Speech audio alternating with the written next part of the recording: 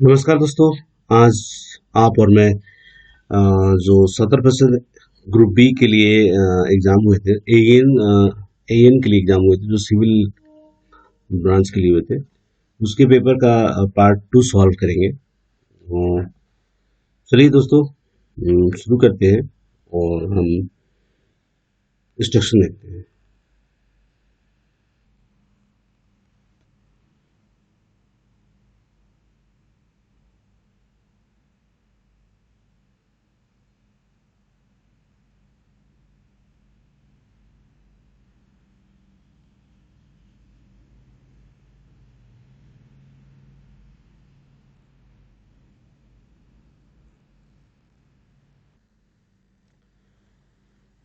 दोस्तों, second part में जाने से पहले, जो सॉल्व करने से पहले, मैं आपको फर्स्ट पार्ट के बारे में कुछ बताना चाहता हूँ। एक हमारे साथी हैं बापी पोदार, जो एसएससी ब्रिज हावड़ा के अंदर हैं और वो भी एएन की तैयारी कर रहे हैं। तो उन्होंने 3 क्वेश्चन को वेरीफाई किया है। क्वेश्चन नंबर 14 का आंसर जो ओरिजिनल था वो सी था मेरे हिसाब से, पर उन्होंने क्रॉस वेरिफिकेशन किया है और उन्होंने कुछ भेजा है, उसके आधार पे ये डी आंसर सही होगा, ऐसा उन्होंने बताया है। तो जो लोग तैयारी कर रहे हैं, मुझे मेरे व्हाट्सएप नंबर पे सॉरी, जैसे ही कोई पेपर अपलोड होता है उसके 2 दिन के अंदर आप मुझे भेज सकते हैं, या फिर डिस्कशन का मंच बनाने के लिए कमेंट बॉक्स मैंने आपके लिए छोड़ रखा है।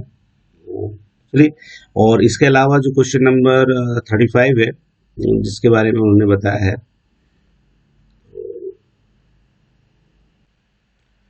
ये क्वेश्चन नंबर 35 है। टीएलई द्वारा नए ट्रैक के यंत्रीकृत रेलिंग में मशीन टैंपिंग और टीडीएस का प्रयोग करते हुए छठे दिन दूसरे दिन स्मूथिंग मोड में टेम्परिंग और दूसरे स्टेबलाइजेशन के बाद गति की सीमा कितनी होगी। तो हमने जो आंसर दिया था वो 75 दिया था, इन्होंने दिया है 45 एज पर मैनुअल। तो आई होप कि ये करेक्ट आंसर हो। तो चलिए हम इसको भी सुधारते हैं, और नेक्स्ट जो है वो 40 नंबर क्वेश्चन है। ये what is the thickness of rail pad to be used with a wider base slip. नहीं, सॉरी, ये नहीं है, 40 नंबर क्वेश्चन है। For maintenance tamping squeezing time should be kept in which range. रख रखाव tamping के लिए स्क्वीजिंग टाइम की किस सीमा तक रखा जाना चाहिए। तो एक्चुअली कि जो इसके अंदर जो ऑप्शन है, ये इन्होंने बताया है 0.4 से लेके 0.6 सेकेंड तक का ही एक्चुअली रेंज मैंने कहीं पढ़ा था, लेकिन आपको यहाँ सॉल्व कराते हुए मैंने इसका जो आंसर ओरिजिनल दिया था वो 0.86 से लेकर 1.26, तो इसको भी करेक्ट किया जाता है और ये क्वेश्चन का आंसर ए होगा। तो आई होप कि आपको ये पसंद आया होगा, तो आगे ही भी जारी रखेंगे इसको, और हम चलते हैं question number 50। Question number 59, the following type of bridge bearing provide rotation in all directions. निम्नलिखित प्रकार के पुल बेरिंग सभी दिशाओं में रोटेशन प्रदान करते हैं। Pot PTFE, cylindrical, spherical, flat. तो यहाँ पे जो आंसर होना चाहिए हमारा स्फेरिकल होना चाहिए, ठीक है, गोलाकार होना चाहिए, तो सही रहेगा। चलिए, क्वेश्चन नंबर हम 60 को सॉल्व करते हैं। 60 है, while riveting a loose joint not more than dash should be cut in a time. तो यहाँ पे किसी ढीले जोड़ में कील रिवेट लगाते समय निम्न में से अधिक कीलक नहीं काटे जाने चाहिए। तो यहाँ पे मेरे हिसाब से 10% से ज्यादा नहीं काटे जाने चाहिए, ठीक है, यही इसका सही आंसर होना चाहिए। Question number 61, the new wider base sleeper is manufactured using following number of 3x3 mm wire set। नए चौड़े आधार के स्लीपर को बनाने के लिए 3x3 मिलीमीटर के तार के निम्नलिखित सेट का प्रयोग किया जाता है। तो यहाँ पे जो हमारा आंसर होगा वो होगा बी 16। ठीक है, चलिए क्वेश्चन नंबर हम 62 को देखते हैं। As per permanent way manual if urgent maintenance limit UML exceeded the stipulated values then permanent way value के अनुसार यदि तत्काल रखरखाव की सीमा यूएमएल निर्धारित मूल्य से अधिक हो तो line is to be closed for traffic, permitted speed is to be reduced, block to be arranged atones for rectifying the defect, and D none of the above। तो मैं आपको एडवाइस करूंगा कि एक करेक्शन स्लिप है 2018/CE-2/CS/1, ये 18/2/2019 का एक करेक्शन स्लिप है। इसमें इसका जिक्र किया गया है और ये करेक्शन स्लिप काफ़ी एग्जामों में आए हुए क्वेश्चनों के लिए काफ़ी इम्पोर्टेंट है, इसलिए मैं आपको एडवाइस कर रहा हूँ। और इस करेक्शन स्लिप में जो दिए गए हैं उसके अनुसार ये आपका B is the right answer. Permitted speed is to be reduced. ठीक है, तो उसके अंदर लिखा है जो यूएमएल के जो एक छोटा सा पैराग्राफ है जिसके अंदर लिखा है कि there are laid in term of acceleration limit on comfort consideration the permitted speed should be slowed down and restored only after attending the track wherever acceleration peak exceed urgent maintenance limit। तो ये वहां पे जिक्र किया गया है और ये करेक्शन स्लिप मैं दोबारा रिपीट करता हूँ 2018/CE-2/CS/1 डेटेड 8 फरवरी 2019 से। यहाँ पे मैं C2 लिख रहा हूँ तो ये रोमन में लिखना आप ताकि आपको तुरंत ये मिल जाए, या अगर किसी ऑफिसर या किसी के पास भी हो तो इसको लेके आप जरूर पढ़ें। और अगर नहीं मिले तो मुझे आप मेरे व्हाट्सएप नंबर पे बता सकते हैं और मैं आपको वहाँ पे भेजने का प्रयास करूँगा।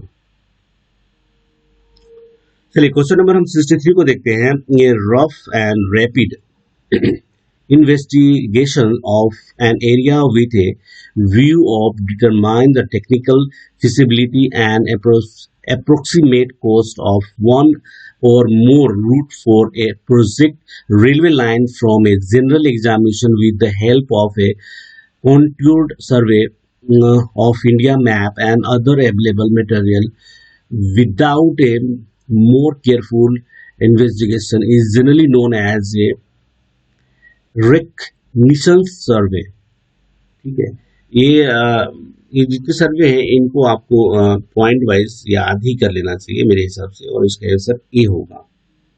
ठीक है,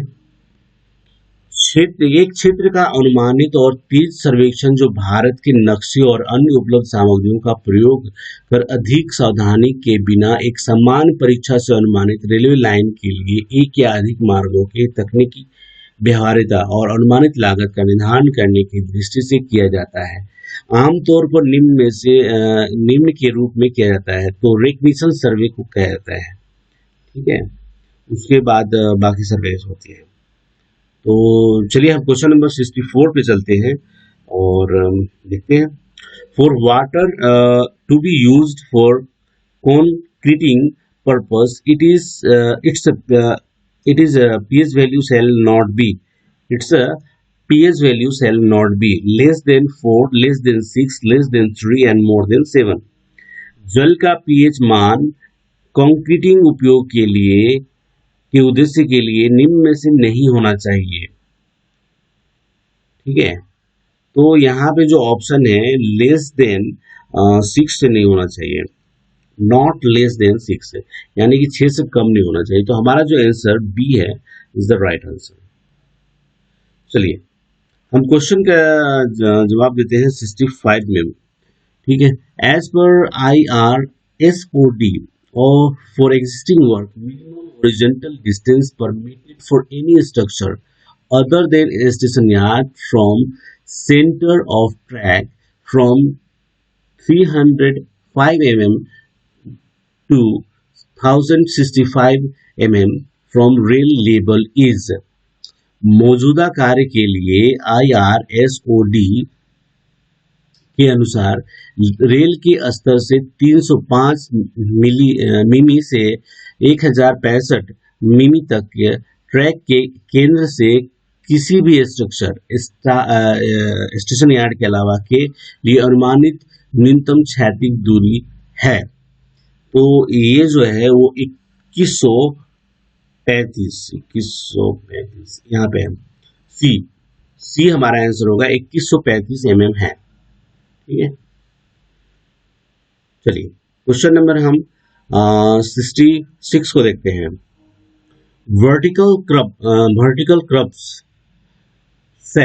curves shall be laid out only on those points of change of grade where the algebraic difference between the grade is equal to or more than। Vertical curves केवल उन ग्रेड के परिवर्तन के बिंदुओं पर रखे जाएंगे जहां उनके ग्रेड के अलजेब्रिक योग के बीच का अंतर निम्न के बराबर या उससे अधिक होगा। ठीक है, तो जो 66 का आंसर होगा 4.0 mm ऑब्लिक मीटर होना चाहिए। तो ये हमारा ऑप्शन डी सही लग रहा है। ठीक है, तो आंसर हमारा होगा D 4.0 mm metre is the right answer. चलिए हम क्वेश्चन नंबर 67 को देखते हैं। Indian railway have used following as in mm for track और इंडियन रेलवे नेटवर्क। भारतीय रेलवे ने IR नेटवर्क पर ट्रैक के लिए निम्नलिखित मीटर या गेज का उपयोग किया जाता है। तो आपको पता ही होगा मीटर के पहले तो ब्रॉड गेज इस्तेमाल हो गए, फिर मीटर गेज है और नैरो गेज है। ठीक है, तो यहाँ पे जो है ऑप्शन आप देख रहे हैं, उसके हिसाब से आपको क्या लगता है? 2 सेकेंड के लिए मैं रुकता हूं, तब तक आप इसको देख लें और फिर मैं इसका आंसर मार्क करूँ। जो हमारा आंसर होगा वो ये होगा सी। ठीक है, ये ब्रॉड गेज है, ये मीटर गेज है और ये नैरो गेज है। नैरो गेज में 2 इस्तेमाल होंगे। चलिए हमारा क्वेश्चन नंबर 68 आ गया। A gravity dam drips the name primarily due to water behind the remain in position due to gravity. Horizontal pressure of water is resisted due to weight of dam material. Water pressure is balanced against the gravitational power pull on water, and D is waterfall from the dam due to gravity। एक गुरुत्वाकर्षण बांध मुख्य रूप से अपना नाम निम्न कारण से पाता है। इसके पीछे का पानी गुरुत्वाकर्षण के कारण स्थिति में रहता है। पानी के क्षैतिज दबाव का विरोध बांध सामग्री के भार के कारण किया जाता है। सी पानी का दबाव पानी का गुरुत्वाकर्षण दबाव से संतुलित होता है और गुरुत्वाकर्षण के कारण पानी से गिरता रहता है। ये डी ऑप्शन था। तो चलिए इसका जो आंसर है वो है पानी के क्षैतिज दबाव का विरोध बांध सामग्री के भार के कारण किया जाता है। Horizontal pressure of water is resist due to weight of dam material. It is option B. Okay. चलिए होमटेक इज लोकेटेड एट, तो ये जो है ग्वालियर में है। क्वेश्चन नंबर 70 को देखते हैं। In the use of internet VPN generally means तो VPN होता है वर्चुअल प्राइवेट नेटवर्क। सी जब से कोविड हुआ है तो इसकी महत्ता बढ़ गई है। जो वर्क फ्रॉम होम करते हैं उनके लिए VPN होना जरूरी है। अगर रेल नेट पे काम करना है या जैसे ऑफिस वगैरह काम करना है, जो नॉर्मल इंटरनेट पे है उनके लिए तो ठीक है, लेकिन जो रेल नेट पे का वर्क है उसके लिए VPN virtual private network must है। चलिए क्वेश्चन नंबर हम 71 को देखते हैं। When the constitution was adopted how many language were include in the 8th schedule initially. जब संविधान को अपनाया गया था तो शुरू में 8वीं अनुसूची में कितनी भाषाएं थी? 8, 14, 18 और 26। ये यहाँ से हिंदी का क्वेश्चन शुरू हो जाता है 71 से। तो चलिए हम राजभाषा के क्वेश्चन को शुरू करते हैं और देखते हैं। जब संविधान को अपनाया गया था तो शुरू में 8वीं अनुसूची में कितनी भाषाएं थी? 8, 14, 16, 8, 14, 8, 14, 18 और 26। देखिए आपकी स्क्रीन पे आ गया है हिंदी में। जब संविधान को अपनाया गया था तो शुरू में 8वीं अनुसूची में कितनी भाषाएं शामिल थी? तो ये ऑप्शन हमारा ए होगा, नहीं सॉरी, बी होगा, 14 भाषाएं। ये हमारा आंसर होगा। ठीक है, चलिए क्वेश्चन नंबर हम 72 को देखते हैं। संघ के राजकीय प्रयोजन के लिए हिंदी भाषा का उत्तरोत्तर प्रयोग करने की सिफारिश कौन करता है? तो हमारा आंसर होगा संसदीय राजभाषा समिति करती है। ठीक है, चलिए क्वेश्चन नंबर हम 73 को देखते हैं। आधिकारिक भाषा नियमों के अनुसार भारत को कितने राज्यों में बांटा गया है? सॉरी, आधिकारिक भाषा नियमों के अनुसार भारत को कितने राज्यों में वर्गीकृत किया गया है? तो जो क्लासिफाइड किया गया है वो 3 क्षेत्रों में किया गया है, ए और बी और सी। ठीक है, क्वेश्चन नंबर 74 है। राजभाषा नियम 1976 के नियम 11 के अनुसार मैनुअल संहिता प्रक्रिया संबंधी अन्य साहित्य लेखन सामग्री आदि किन किन भाषाओं में होनी चाहिए? तो जो ऑप्शन है वो हिंदी तथा अंग्रेजी में होनी चाहिए। जो हमारा पहला ये ऑप्शन है। क्वेश्चन नंबर 75, केंद्रीय हिंदी समिति किस मंत्रालय के अंतर्गत आती है? तो ये गृह मंत्रालय के अंतर्गत आती है। चलिए क्वेश्चन नंबर 76 है। अधिनियम 1963 की धारा 3 की उपधारा 3 में निर्दिष्ट सभी दस्तावेजों को हिंदी और अंग्रेजी दोनों में तैयार करने का व्यक्तिगत उत्तरदायित्व किसका होगा? ए, दस्तावेज तैयार और टाइप करने वाले का, बी, राजभाषा अधिकारी का, सी, कार्यालय के प्रशासनिक प्रधान का और डी, उपरोक्त सभी का। तो यहाँ पे जो ऑप्शन है वो हमारा सी होगा। जो साइन करता है उनका होता है कार्यालय के प्रशासनिक प्रधान का। ठीक है, जो दस्तावेज पे साइन करते हैं उनकी जिम्मेदारी यहाँ पे निर्धारित की गई है। चलिए क्वेश्चन नंबर 77 को देखते हैं। प्रथम राजभाषा आयोग के चेयरमैन कौन थे? JL Nehru, BR Ambedkar, LB Shastri and D is Lal Bahadur Shastri, sorry बाल गंगाधर खैर। सी नंबर पे है लाल बहादुर शास्त्री। ठीक है, LB शास्त्री।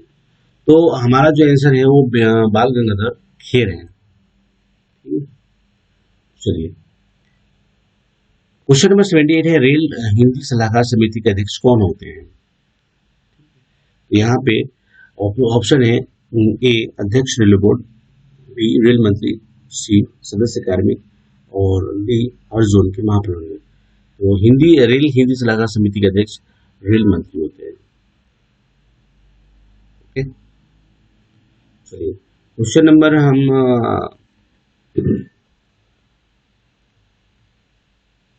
79 पे आ गए हैं। राजभाषा नियम 1976 के नियम 5 में क्या व्यवस्था है? ए, अंग्रेजी में प्राप्त पत्रादि के उत्तर हिंदी में दिए जाने होंगे। अंग्रेजी में प्राप्त पत्रादि के उत्तर अंग्रेजी में दिए जाने होंगे। सी, हिंदी में प्राप्त पत्रादि के उत्तर हिंदी में दिए जाने होंगे और डी, उपयुक्त में से कोई नहीं। तो हमारा जो ऑप्शन सी होगा, हिंदी में प्राप्त पत्रादि के उत्तर हिंदी में दिए जाने होंगे, is the right answer.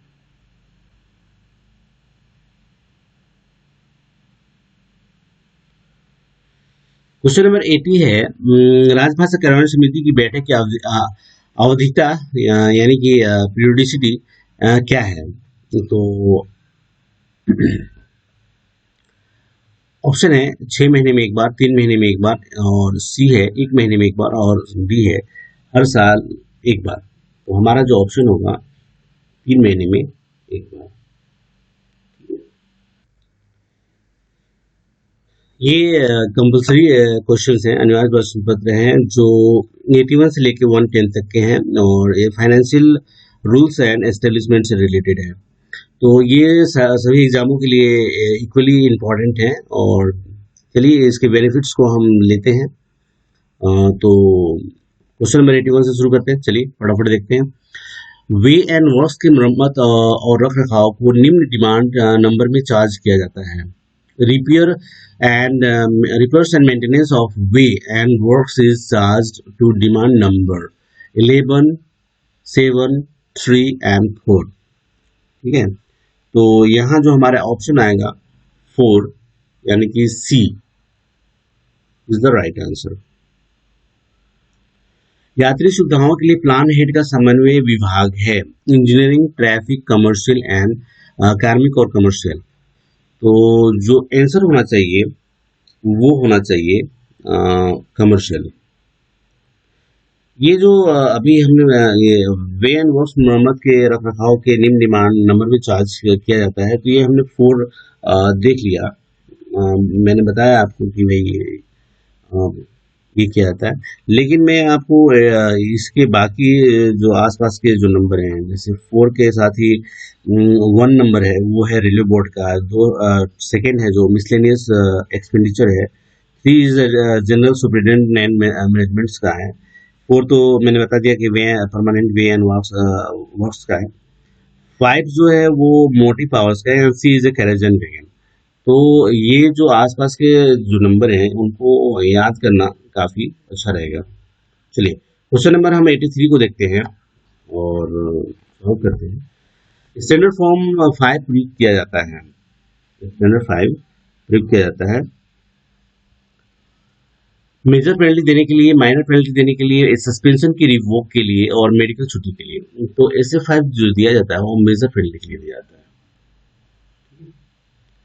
Plan विभिन्न प्लान हेड्स में स्टाफ क्वार्टर और स्टाफ सुविधाओं की सेट के अंतर्गत आते हैं। तो ये जो है ये बहुत सारे एग्जामों में आ चुका है और इसका आंसर होता है 51 यानी कि डी आंसर। ठीक है, लेकिन मैं जैसे कि पहले भी बता रहा था कि आपको जो ऑप्शंस देते हैं वो आपको कंफ्यूज करने के लिए देते हैं। तो आपको पता होना चाहिए कि जो ऑप्शन इस एग्जाम में आए हैं वो आपके किसी और भी एग्जाम में आ सकते हैं या फिर उससे रिलेटेड कोई क्वेश्चन आ सकता है।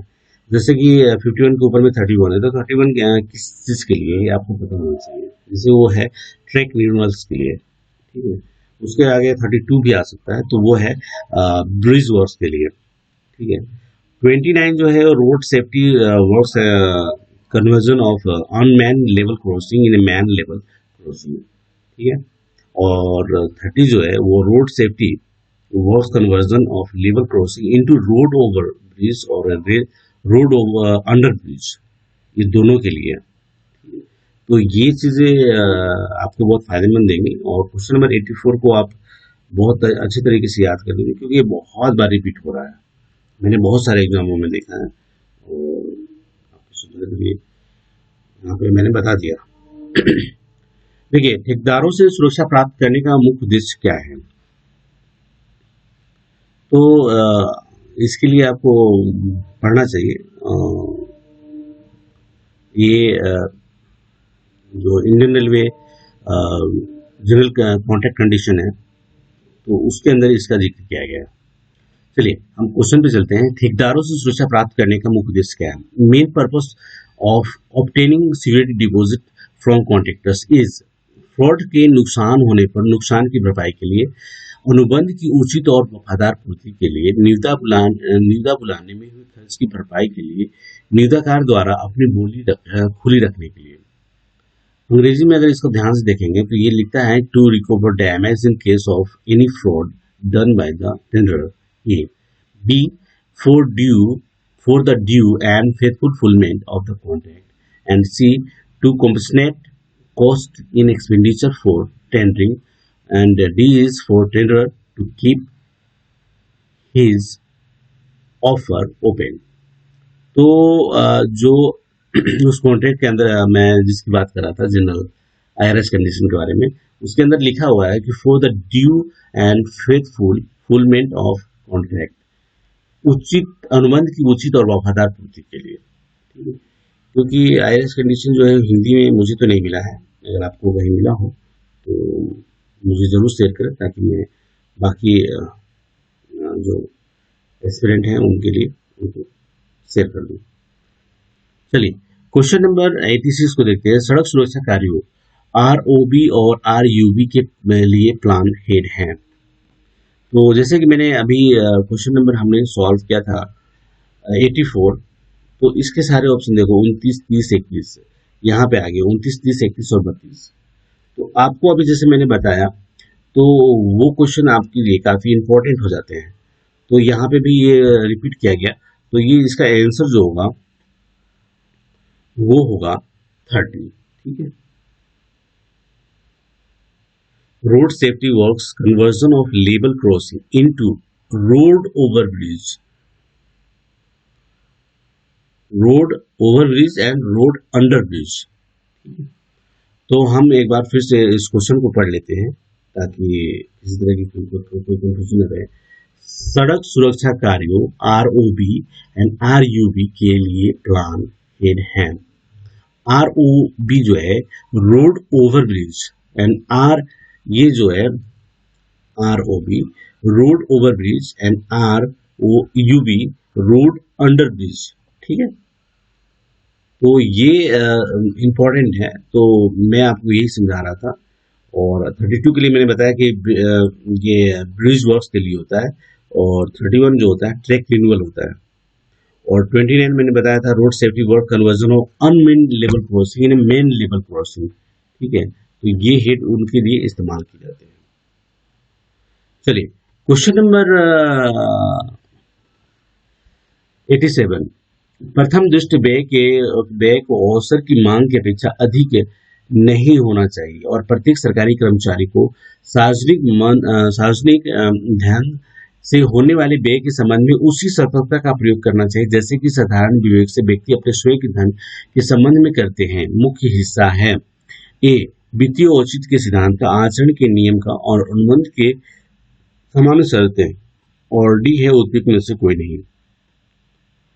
तो इसके अगर देखेंगे तो हमारा ये ऑप्शन ए जो है वित्तीय औचित्य यानी कि कैंसेस ऑफ फाइनेंशियल प्रॉपर्टीज, इसके से ये लिए गए हैं। ये जो है स्टेटमेंट वो वहां से लिए हैं। ठीक है। तो आप मुझे बताइएगा कि ये जो मैं हिंदी में सॉल्व कर रहा हूँ ये ज्यादा अच्छा आपको बेनिफिट लग रहा है या जो मैंने पहले अंग्रेजी में सॉल्व किया फर्स्ट पार्ट पे वो ज़्यादा अच्छा लग रहा है? क्योंकि लोगों की डिमांड थी कि भाई हिंदी में भी क्वेश्चन को सॉल्व किया जाए, और दोनों एक साथ सॉल्व करना मुश्किल है। तो मैंने अभी डिसाइड किया कि चलो हिंदी में ही इनको सॉल्व कर दिया जाए। देखिए क्वेश्चन नंबर 88 पे आ गए हैं। इसका है डीआरएफ। ये एक इम्पोर्टेंट है फाइनेंशियल रूल्स से रिलेटेड। ये कहीं न कहीं बहुत सारे एग्जामों में देखा, और खासकर एडीएफएम वगैरह के एग्जाम होते हैं, एएफएम वगैरह के, तो उनमें तो पूछते ही है। इसके अलावा जो भी एपीयू वगैरह हैं वो या फिर एओम है, इसमें ये क्वेश्चन पूछा गया है। डीआरएफ से क्या आंसर है या आंसर है? ठीक है। Depression response fund, development reserve fund, depression reserve fund and none of the above, उपरोक्त में से कोई नहीं। तो जो हमारा ऑप्शन सी होगा ना, depression reserve fund is the right answer. ठीक है। चलिए क्वेश्चन नंबर 89 को देखते हैं। जीसीसी के अनुसार यदि किसी व्यक्तिगत मद की मात्रा में समझौते की मात्रा का 25% से अधिक की वृद्धि को अपरिहार्य माना जाता है, तो किसी मद विशेष की समझौता की मात्रा में 140% से अधिक किंतु 150% की वृद्धि को उस विशेष निविदा में उस मद के लिए दी गई दर का डैश पर भुगतान किया जाएगा। ये एक इम्पोर्टेंट सवाल है, और इससे रिलेटेड भी एक चीज मैं आपको बताऊंगा। मैंने अभी कहा कि आईआरएस कंडीशन यहाँ पे है जनरल कॉन्ट्रैक्ट कंडीशन। ठीक है। तो Indian railway general contract condition जो होता है ये पढ़ने जैसा है, और इसके अंदर चैप्टर होता है क्वांटिटी ऑपरेशन इन एक्सेस वाला। ठीक है। तो उसके अंदर एक्चुअली ये जो पार्ट लिया गया है वो कॉन्ट्रैक्ट ऑफ वेरिएशन वाला है, variation of quantity during the execution of work contract, वहां से लिया गया है। तो मैं तो आपको एडवाइस करता हूँ कि आप बहुत सारी चीजें पढ़ें, क्योंकि ऐसे तो इस तरह के सवाल आएंगे तो आपको काफी परेशानी होगी। तो हमारा जो ऑप्शन ए होगा वो 96% होगा। ठीक है। अब मैं आपसे कह रहा था कि अगर यहाँ पे 125 हो जाए और यहाँ पे 140 हो जाए, समझ रहे हैं बात, यहाँ पे 125 हो जाए, समझौते की मात्रा सिर्फ 125% से अधिक और किंतु 140% से तक की विधि को विशेष नियोक्ता के उस मद के लिए दी गई दर का पर भुगतान किया जाएगा। अगर ये ऑप्शन आपको आता है तो आपके ऑप्शन में क्या बदलाव आएगा? तो बदलाव आ जाएगा कि ये 98% वाला जो ऑप्शन है ये आपका सही आंसर होगा। ये आपका सही आंसर। तो ये समझने जैसी चीजें हैं। और वहां पे जो जिक्र किया गया है उन्होंने कुछ इस तरह से जिक्र किया है, quantities operated in excess of 140 but up to 150 of the aggregate quantity of the concerned item shall be paid at 96% of the rate awarded for the item in that particular tender। और यही चीज दूसरी जगह भी दूसरे question के लिए इस्तेमाल किया गया जिसका जिक्र मैं कर रहा हूँ। Quantities operated in excess of 125 but up to 140% of the agreement quantity of the concerned item shall be paid at 98% of the rate awarded for that item in that particular tender। ठीक है। तो 89 number question काफी important है जिसको हमने जिक्र किया। अगर आपको पसंद आ रहा है तो आप इसे लाइक कर सकते हैं, शेयर करते हैं, सब्सक्राइब कर सकते हैं। और अगर पहली दफा चैनल पे आए हैं तो जरूर करें सब्सक्राइब और घंटे का बिल बजाएं, ताकि जैसे ही कोई नया क्वेश्चन पेपर सॉल्व करके अपलोड करता हूं तो आपको उसके लिए नोटिफिकेशन आ जाए। चलिए क्वेश्चन नंबर हम 90 को देखते हैं। CAO /C की परामर्शी निविदाओं की स्वीकृति की वर्तमान शक्ति है 50 लाख प्रति केस और 5 करोड़ की वार्षिक सीमा। ठीक है। बी है 1 करोड़ प्रति केस और 20 करोड़ की वार्षिक सीमा। सी है 5 करोड़ प्रति केस और 25 करोड़ की वार्षिक सीमा। एंड डी है 25 लाख प्रति केस और 1 करोड़ की वार्षिक सीमा के साथ। तो जो ऑप्शन हमारा है वो होगा ए 50 लाख प्रति केस और 5 करोड़ की वार्षिक सीमा, जो ऑप्शन ए में है। तो ये हमारा सही आंसर होगा। चलिए क्वेश्चन नंबर हम 91 पे आ गए। देखिए फिर से GCC यानी कि जनरल कॉन्ट्रैक्ट कंडीशन के बारे में बात किया गया। GCC के अनुसार कार्य नियोक्ता के लिए 1 करोड़ तक की लागत वाले कार्यों के लिए निम्न अर्नेस्ट मनी जमा करने की आवश्यकता है। For work tenders as per GCC, the requirement of depositing earnest money for the works estimated to cost up to 1 crore is काम की अनुमानित लागत का 5%, B काम की अनुमानित लागत का 3%, C काम की अनुमानित लागत का 2% और D काम की अनुमानित लागत का 0.5%। तो जो सही आंसर है वो है 2% of the estimate cost of work, यानी कि काम की अनुमानित लागत का 2%, यानी कि सी हमारा आंसर होना चाहिए। अब इसमें भी मैं आपको कहना चाहता हूं कि ये जो अर्नेस्ट मनी है इसको काफी ध्यान से पढ़ने वाली टॉपिक है, तो उसको आप ये कर सकते हैं।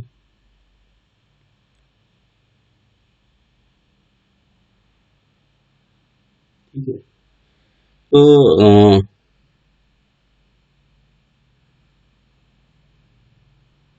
चलिए हम क्वेश्चन नंबर 92 पे चलते हैं। ये जो है ये जो 2% जो ऑप्शन है ये 1 करोड़ तक के लिए है, लेकिन अगर 1 करोड़ से ज़्यादा हो तो फिर क्या होगा, इस कंडीशन को मैं आपके लिए बताना चाहता हूँ। For work estimated to cost more than 1 crore rupees 2 lakh plus 1 by half percent of the excess of the estimate cost of work beyond 1 crore subject to a maximum of the 1 crore। ये जो मैंने आपको पढ़ा, ये 1 करोड़ से ऊपर के लिए ये है, ठीक है। और अभी हम जो 2% of the estimate cost of work यानी कि काम की अनुमानित लागत का 2% ही लेते हैं, लेकिन अगर 1 करोड़ से ज़्यादा हुआ तो हम 2 लाख लेंगे और उस पर 0.5% और जोड़ेंगे। ऐसा इस स्टेटमेंट के अनुसार है, ठीक है। और ये अधिकतम 1 करोड़ तक जाएगा। अगर 1 करोड़ से, जैसे कि 2% अगर किसी अमाउंट की 1 करोड़ से ज़्यादा हो गई है तो वो मैक्सिमम होगा, ठीक है। 1 करोड़ तक के अर्नेस्ट मनी हम दे सकते हैं। चलिए क्वेश्चन नंबर 92 को सॉल्व करते हैं। जब रेलवे के इंजीनियरिंग विभाग द्वारा अन्य रेलवे सरकारी विभाग और सार्वजनिक निकाय जैसे नगर पालिका, पोस्ट ट्रस्ट आदि और रेलवे के कर्मचारियों सहित बाहरी दलों के लिए कार्य किया जाता है तो सेवा, उपकरण, संयंत्र और स्थापना पर्यवेक्षण की लागत को कवर करने के लिए कुछ शुल्क लगाया जाता है। इंजीनियरिंग कोड के अनुसार इन्हें निम्न रूप में जाना जाता है।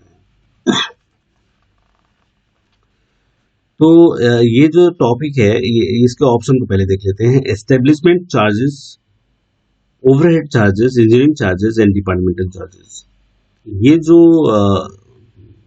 क्वेश्चन है इंजीनियरिंग कोड के पैरा नंबर 1137 में जिक्र किया गया है।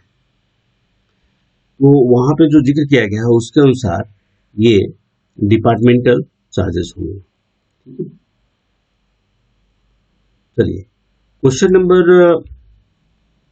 93 को देखते हैं। इंजीनियरिंग कोड के अनुसार लमसम अनुबंध जिनमें विस्तृत माप की आवश्यकता नहीं है इनमें अंतिम भुगतान डैश के प्रमाण पत्र पर किया जा सकता है कि कार्य ड्राइंग्स और स्पेसिफिकेशंस के अनुसार पूरा हो चुका है। तो जो प्रमाण पत्र है वो मतलब कौन जारी करेगा, हु विल सर्टिफाई द। तो यहाँ पे है कार्यकारी अभियंता यानी कि एग्जीक्यूटिव इंजीनियर, बी है असिस्टेंट इंजीनियर, सी है SSC in charge and D is उपरोक्त में से कोई नहीं। तो जो ऑप्शन है वो है असिस्टेंट इंजीनियर यानी कि सहायक अभियंता, यही सही आंसर होगा। क्वेश्चन नंबर 94, यदि किसी मांग पत्र को विशिष्ट ब्रांड के विशिष्ट आइटम की खरीद करने की आवश्यकता होती है तो स्टोर आइटम नहीं है तो उसे आमतौर पर प्रदान करना होगा। कौन सी सर्टिफिकेट प्रदान करना होगा, मतलब ये सर्टिफिकेट बारे में, जैसे warranty certificate, proper asking certificate, procurement article certificate and proprietary article certificate, ठीक है।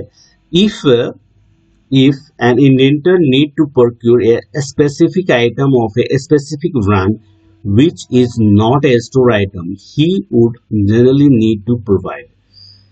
तो जो थोड़ा बहुत स्टोर पढ़ते हैं या फिर जो स्टोर में काम कर चुके हैं, ऐसा कोई हो नहीं सकता है कि जिसको स्टोर से काम ना पड़ता हो, ठीक है।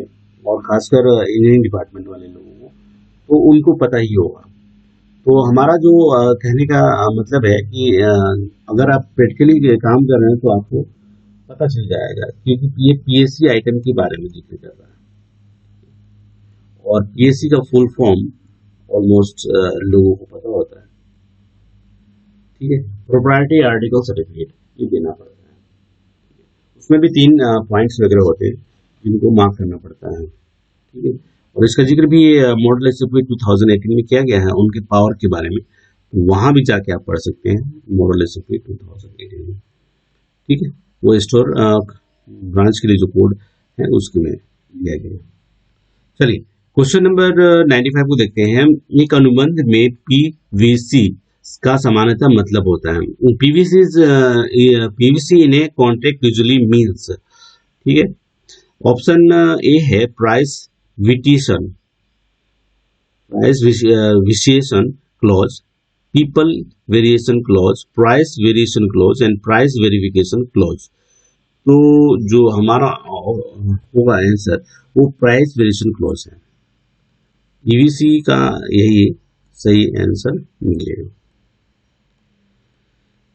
ठीक है, ये हम जब कोई क्रैदिस जारी करते हैं या वर्क ऑर्डर जारी करते हैं तो ये जारी किया जाता है।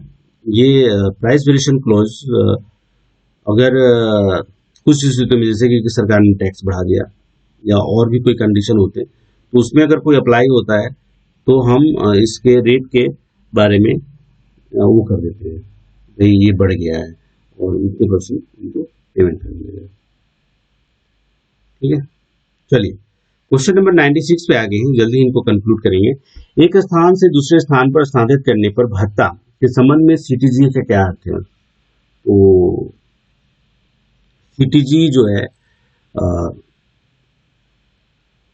कंपोजिट ट्रांसफर ग्रांट होता है। ये एस्टेब्लिशमेंट का भी क्वेश्चन है। चलिए, with regard to transfer allowance from one place to another, CTG means complete total grant, composite transfer and packing grants, and C composite transfer and packing grant, complete transfer and packing grants, and none of the above is D. तो हमारा जो answer होगा वो होगा composite transfer and packing grant is the B answer. यात्रा भत्ता पाने के लिए यदि मुख्यालय से अनुपस्थिति 6 घंटे तक के हैं तो निम्नलिखित दर लागू होंगे। दैनिक भत्ते का 30%, दैनिक भत्ते का 70%, दैनिक भत्ते का 50% और डी दैनिक भत्ते का 100%। तो देखिए 6 घंटे तक अगर आप दूर रहते हैं तो आपको 30% मिलेगा, 12 घंटे तक दूर रहते हैं तो 70% और 12 घंटे से ज्यादा होता है तो 100% मिलेगा। तो इस हिसाब से हमारा आंसर 30% और डेली अलाउंस होगा, दैनिक भत्ते का 30%। ठीक है, क्वेश्चन नंबर 98 है रेलवे सेवक को अपनी संपूर्ण सेवा के दौरान अधिकतम अध्ययन अवकाश दिया जा सकता है, तो ये 24 माह दिया जा सकता है। हमारे option C is the right answer. चलिए क्वेश्चन नंबर 100 को देखते हैं। खरीद के संबंध में GEM का क्या मतलब है? General electronic material, government electronic material, government e market place and government electronic management. तो अभी जो थोड़ा बहुत भी स्टोर वगैरह में काम किए हैं यही मैं बोल रहा था, तो ये GEM होता है।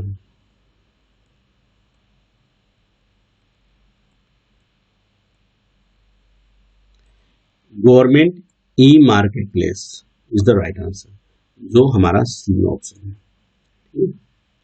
चलिए डी है, अनुकंपा के आधार पर नियुक्ति दी जा सकती है उन कर्मचारियों के आश्रितों को जो ड्यूटी के दौरान मर जाते हैं या अस्थायी रूप से अपंग हो जाते हैं।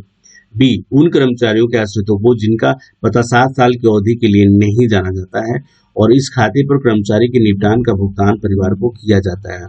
सी, उन कर्मचारियों के आश्रितों को जो हृदय रोगों, कैंसर जैसे गंभीर बीमारियों से ग्रसित हैं या मेडिकली निम्न वर्ग में डाले जाते हैं जहां उनकी प्रवृत्तियों के लिए कोई वैकल्पिक नौकरी की पेशकश नहीं की जा सकती है। ठीक है, तो ये जो 3 कंडीशन दिए गए हैं ये एकदम माइंड में बैठा लीजिए। ये तीनों कंडीशन के दौरान ही cities composite composition ground appointment दिया जाता है। ठीक है, CGA बोलते हैं, कंपैशनेट ग्राउंड अपॉइंटमेंट। ओके, तो ये तीनों कंडीशन है, आप कहीं चाहें तो लिख लें या फिर इस वीडियो को रोक के अच्छी तरह से पढ़ लें, तीनों कंडीशन दिए जाते हैं। चलिए क्वेश्चन नंबर 101 पे आ गए हैं। एक श्रेणी के शहरों के लिए मूल प्लस NPA जहां लागू हो मकान का किराया भत्ता की दर है।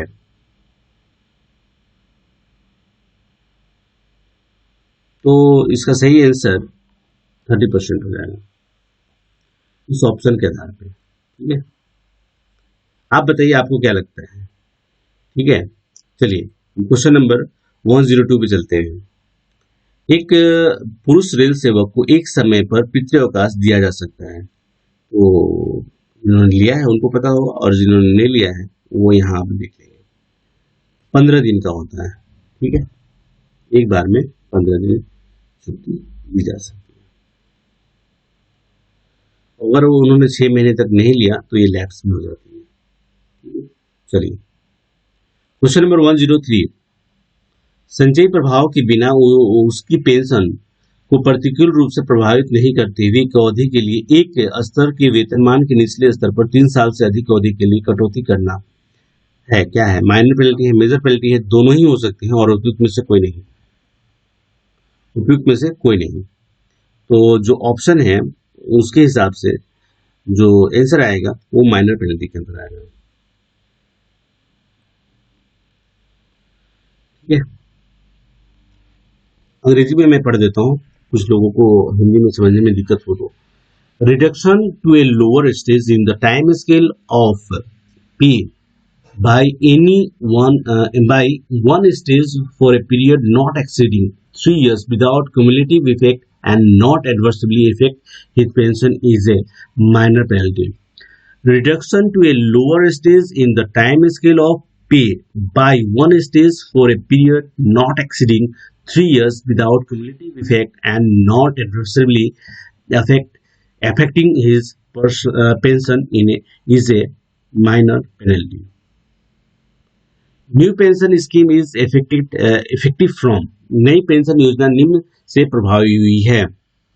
1/1/2004 से प्रभावी हुई है, ठीक है। 31 दिसंबर 2003 तक जो थे, अगर किन्होंने ज्वाइन किया है तो वो ओल्ड पेंशन स्कीम के अंतर्गत आते हैं। चलिए क्वेश्चन नंबर 105 है, HOER के अनुसार गेटमैन आमतौर पर किस श्रेणी में माना जाता है? एक इम्पोर्टेंट सवाल है, और इससे संबंधित जो लिस्ट है ये मैं चाहूंगा कि आप याद कर लें तो ज़्यादा अच्छा रहेगा, क्योंकि लिस्ट को याद कर लेना ज़्यादा उचित होगा, ठीक है। और यहाँ पे है intensive, continuous, excluded and essentially intermediate. तो यहाँ पे जो ऑप्शन जो सही है वो एक्सक्लूडेड है, ठीक है। तो मैं आपको एक चीज और बताना चाहूंगा कि इसके अंदर कुछ ग्रुप्स बने हुए हैं। जैसे एक्सक्लूडेड में आरपीएफ आता है, staff of railway school and training centre के आते हैं, मेडिकल स्टाफ आते हैं like assistant surgeon, matron, sister incharge, midwife, supervisory staff such as inspectors and superintendent, foreman आते हैं, चार्जमैन आते हैं। और ग्रुप डी के जो कुछ स्पेसिफिक जैसे gateman, level crossing normally closed for traffic, road traffic, saloon attendant आते हैं, care taker of the rest house. तो एक्सक्लूडेड के जो हैं वो काफ़ी विस्तृत है, तो आप उनको याद कर सकते हैं। तो लिस्ट याद करना ज़्यादा अच्छा रहेगा। आप जैसे कि ये यहाँ पे गेटमैन इसलिए पूछा गया क्योंकि ये इंजीनियरिंग के क्वेश्चन है, ठीक है। उसी तरह आप जिस डिपार्टमेंट के, जैसे ऑपरेटिंग का है तो ऑपरेटिंग के जो बहुत सारे पोस्ट हैं उनके बारे में आपको पता होना चाहिए। चलिए क्वेश्चन नंबर 106 को देखते हैं। 180 दिन तक की अवधि के लिए अस्थायी स्थानांतरण के लिए मामले में ज्वाइनिंग टाइम यानी कि ज्वाइनिंग समय है 1 दिन है, 3 दिन है, 10 दिन है, और कुछ भी नहीं है। Permissible joining time in case of a temporary transfer for a period up to 180 days is 1 day, 3 day, 10 day and nil. तो यहाँ पे नील होगा, यानी कि कुछ भी नहीं होगा, इज द राइट आंसर। चलिए पीएनएम की बैठक जोनल रेलवे स्तर पर निम्न आवृत्ति से होती है: 2 महीने में एक बार और जरूरत पड़ने पर अधिक, 6 महीने में एक बार और जरूरत पड़ने पर अधिक, 3 महीने में एक बार और जरूरत पड़ने पर अधिक, उपरोक्त में से कोई नहीं। तो पीएनएम की बैठक अगर जोनल रेलवे पे होती है तो आपको पता ही होगा कि 1 इन 3 मंथ्स, यानी कि सी हमारा आंसर होना चाहिए। चलिए क्वेश्चन नंबर हम 108 पे आ गए हैं, 3 क्वेश्चन बचे हैं, इनको कंक्लूड करेंगे। एनबीआर किसी क्षेत्र किसी अधिकारी को पदोन्नति की पात्रता की रक्षा के लिए यदि वह उसकी नियमित लाइन में नहीं है तो का अर्थ है।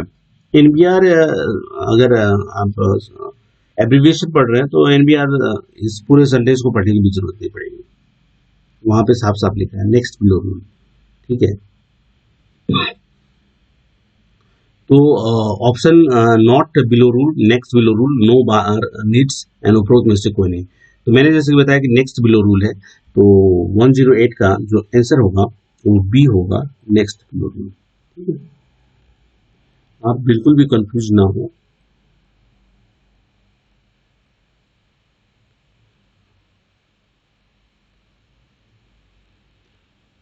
ठीक है, और अगर कोई कंफ्यूजन होता है तो मेरे व्हाट्सएप नंबर पे 2 दिन के अंदर आप मुझे भेज सकते हैं, जो नेक्स्ट वीडियो में बनाऊंगा उसमें इसको सम्मिलित कर लूंगा। ठीक है, और कोशिश करूंगा कि आपको इसके लिए ये किया जाए। अगर नहीं होता है तो फिर मैं यूट्यूब पे ही पिन आउट कर दूंगा, पिन अप कर दूंगा वहां पे, और आप उसके आंसर को देख सकते हैं। चलिए क्वेश्चन नंबर 109 को देखते हैं। यदि किसी रेलवे कर्मचारी की एक अवधि के लिए पुलिस हिरासत में रखा जाता है तो उसे निलंबन के तहत समझा जाएगा। ये डीआर का क्वेश्चन है। ऑप्शन है 24 घंटे के ऊपर, 48 घंटे के ऊपर, तत्काल प्रभाव से, और कोई इनमें से कोई नहीं। तो 48 घंटे के ऊपर अगर कोई हिरासत में रहता है तो वो